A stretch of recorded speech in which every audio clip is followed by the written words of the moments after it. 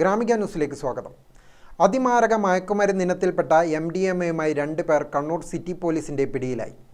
Kannur city police commissioner Ajith Kumar IPSന് ലഭിച്ച രഹസ്യ വിവരത്തിന്റെ അടിസ്ഥാനത്തിൽ city narcotic cell assistant commissioner Sunil കുമാറിന്റെ നേതൃത്വത്തിലുള്ള ജില്ലാ ലഹരി വിരുദ്ധ സ്ക്വാഡും വളപട്ടണം പോലീസും നടത്തിയ വാഹന പരിശോധനയ്ക്കിടെയാണ് 4.9 ഗ്രാം MDMAയുമായി പ്രതികൾ പിടിയിലായത്.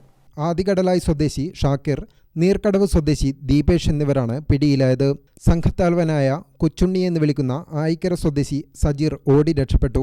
നിരവധി മയക്കുമരുന്ന് കേസുകളിൽ പ്രതിയായ സജീർ ഓട്ടോറിക്ഷ വാടകയ്ക്കെടുത്ത് ഷാക്കീറിനെ ഡ്രൈവറായി ഉപയോഗിച്ച് കണ്ണൂർ ജില്ലയുടെ വിവിധ ഭാഗങ്ങളിൽ മയക്കുമരുന്ന് ആവശ്യക്കാർക്ക് എത്തിക്കുന്നതായി വിവരം ലഭിച്ചതിന്റെ അടിസ്ഥാനത്തിൽ ദിവസങ്ങളായി നിരീക്ഷണത്തിലായിരുന്നു. Valapattanam SI Nidhin, SI Mahijan, senior civil police ഓഫീസർമാരായ അജിത്, ശ്രീജേഷ്, ബിനു, രാഹുൽ, അനൂപ്, അബ്ദുൾ നിഷാദ്, സതീശൻ, സനോജ്, പ്രബീഷ് എന്നിവർ ചേർന്നാണ് പ്രതികളെ പിടികൂടിയത്.